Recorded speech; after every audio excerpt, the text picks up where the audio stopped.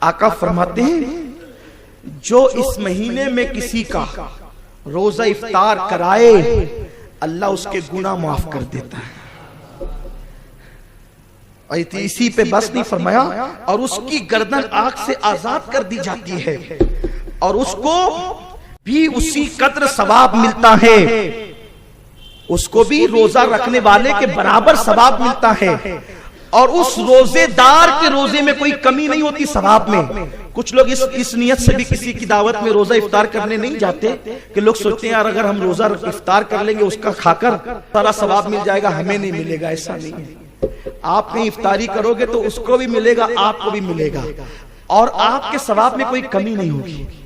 اب یہاں پر ایک مفکر کی بڑی پیاری بات یاد آتی. فرمایا کہ اگر ایک بندہ چاہے تو ایک ایک دن میں 50 روزے رکھ سکتا ہے. کتنے روزے؟ 50 100 500 روزے رکھ سکتا ہے.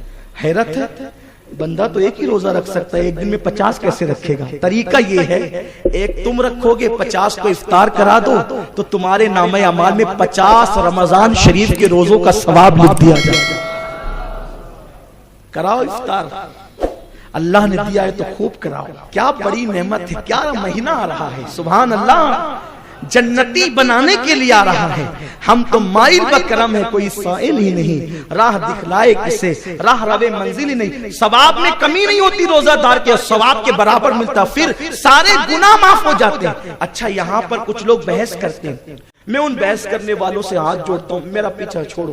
لوگ کہتے ہیں نفل صرف وہ چھوٹے چھوٹے گناہ معاف ہوتے ہیں. کون سے چھوٹے چھوٹے معاف ہوتے ہیں, بڑے معاف نہیں کرتا اللہ. میں کہتا ہوں خدا کے لیے آپ اپنی تحقیق اپنے پاس رکھیں. حضور نے کہہ دیا نا گناہ معاف ہوتے ہیں, ہمارا ایمان ہے سب معاف ہوتے ہیں.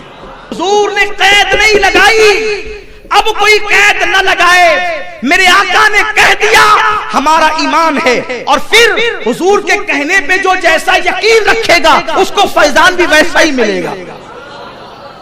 بعض محققین نے کہا ہے نا کہ جب کوئی قبر میں جاتا ہے, جب کوئی مومن قبر میں جاتا ہے تو اس کو حضور کی تصویر دکھائی جاتی ہے. بعض لوگوں نے کہا کہ حضور کی قبر سے اور اس کی قبر کے درمیان سے پردے اٹھا دیے جاتے ہیں اور وہاں سے دکھایا جاتا ہے, اس کی قبر سے حضور کی قبر تک پردے اٹھا کر اس کو وہاں سے دکھا دیا جاتا ہے. تو کسی مفکر نے کہا پھر وہ 7 سمندر کہاں چلے گئے, وہ صحرا کہاں چلے گئے. اس طرح اس پہ بہت لے دے اور بحث کی لوگوں نے. ہم تو عشق کے بندے ہیں نا, میرے امام نے کہا ہم عشق کے بندے ہیں. کیوں بات, کوئی کہتا ہے تصویر دکھائی جاتی ہے, کوئی کہتے ہیں پردے اٹھائے جاتے ہیں, کوئی کہتا ہے کہ حضور خود تشریف لاتے ہیں. اب اس پہ فقیر کا کہنا یہ ہے کہ جو موقف رکھے گا, جو جیسا عقیدہ رکھے گا, جو رکھے گا کہ تصویر دکھائی جاتی ہے اس کو تصویر ہی دکھائی جائے گی, جو کہے گا پردے اٹھائے جاتے ہیں اس کو پردے اٹھائے جائیں گے, اور جو عقیدہ رکھے گا کہ حضور تشریف لاتے ہیں تو حضور تشریف لائے.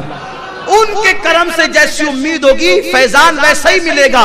اور یہ موقف میرے امام اہل سنت کا ہے کہ قبر میں لہرائیں گے تا حشر چشمے نور کے جلوہ فرما ہوگی, جلوہ فرما ہوگی, جلوہ فرما ہوگی, جلوہ فرما ہوگی, پردے اٹھیں گے جب نہیں, تصویر دکھے گی جب نہیں, جلوہ فرما ہوگی جب طلعت رسول اللہ کی. جلوہ فرما آنے ہی کو تو کہتے ہیں. کون کہتا ہے اندھیری ہوگی, جب وہ آئیں گے اجالا ہی اجالا ہوگا. جب وہ آئیں گے تو حضور کے فرمان پہ جو جیسا یقین رکھے فیض ویسا ہی پاتا ہے. تو سرکار نے فرمایا جو افطار کرائے گا اللہ اس کے گناہوں کو معاف کر دے گا. حضور آپ کے کرم سے امید ہے, وہ تو نہایت سستا سودا بیچ رہے ہیں جنت کا, ہم مفلس کیا مول چکائیں, اپنا ہاتھ ہی خالی ہے. حضور نے کہہ دیا گناہ معاف ہوتے, حضور ہمیں یقین ہے صغیرہ بھی معاف ہوتی اور کبیرہ بھی معاف ہوتے. اور اس کے کرم کے آگے صغیرہ کیا ہے اور کبیرہ کیا ہے؟ اگر وہ کرم کرنے پہ آئے وہ تو بہت قریب ہے. اس کے محبوب کی شان یہ ہے, ایک میں کیا میرے عصیاں کی حقیقت کتنی, مجھ سے 100 لاکھ تو کافی ہے اشارہ. وہ اشارہ کر دے تو 100 لاکھ بخشے جائیں, اور وہ فرما دے کہ روزے افطار کرانے والے کی کہ گناہ معاف. چاہتے ہو گناہ معاف کروانا, 2 4 کو گھر بلا لیا. پورا مہینہ غم گساری کا. دوستوں کو بلاؤ کھلاؤ. ہم سوچتے ہیں خوب کھائیں گے، رمضان شریف میں خوب کھاؤ بھی کھلاؤ. افطار کی بڑی برکتیں ہیں. فرمایا گناہ معاف ہوتے، اور صرف گناہ نہیں بلکہ سبحان اللہ اس کی گردن کو جہنم سے آزاد کر دیا جاتا. کیا کریم آقا ہے، کیا کریم آقا ہے. وہ تو ہے سستا سودا بیچ رہے ہیں جنت کا. ہم مفلس کیا مول چکائیں، اپنا ہاتھ ہی خالی. اب صحابہ بول پڑے، خطبہ ختم ہو گیا، خطبہ ختم ہو گیا، بلکہ اختتام پر آیا، قریب الختم ہے. فرمایا کہ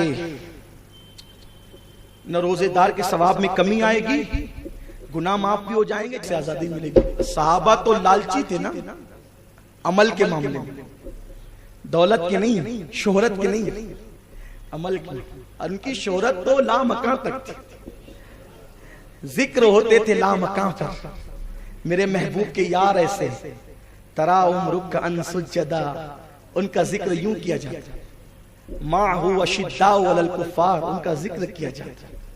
ان کے تذکرے ہوتے، خدا کرتا ہے ان کا تذکرہ قرآن میں، توریت میں، انجیل میں.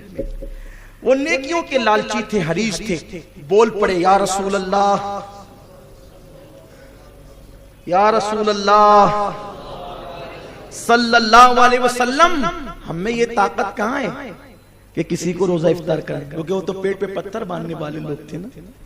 اکثر صحابہ بظاہر غریب تھے. کہنے لگے یا رسول اللہ ہم میں ہر ایک میں یہ طاقت تھوڑی ہے کہ روزہ افطار کرائیں. تو میرے کریم آقا نے فرمایا کیا تم نے روزہ افطار کرانے کا مطلب یہ سمجھا ہے کہ پیٹ بھر کے کھانا کھلا دیں؟ سرکار فرماتے ہیں اگر ایک کھجور بھی کھلا دو گے تو یہی ثواب ملے گا.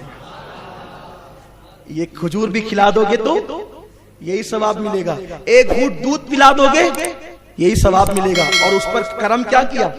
فرمایا ایک گھونٹ پانی پلا کے بھی افطار کرا دو گے یہی ثواب ملے گا. ایک دوسری حدیث میں، اس میں نہیں، دوسری حدیث میں صحابہ نے پوچھا یا رسول اللہ یہ جو پانی پلانے پہ اتنا بڑا ثواب ہے روزے دار کو افطار کے وقت کہ گناہ معاف ہو جائیں، جہنم سے آزادی مل جائے اور پھر روزے دار کے برابر ثواب ملے، تو یہ وہاں پر ہے ثواب جہاں پانی نہیں ملتا ہو، جہاں پہ پانی کی قلت ہو، پانی نہیں ملتا ہو، وہاں پلانے پہ یہ ثواب ہے. آقا فرماتے ہیں دریا کے کنارے بھی پلاؤ گے تو بھی یہی ثواب ملے گا. تمہارے منہ سے جو نکلی وہ بات ہو کے رہی.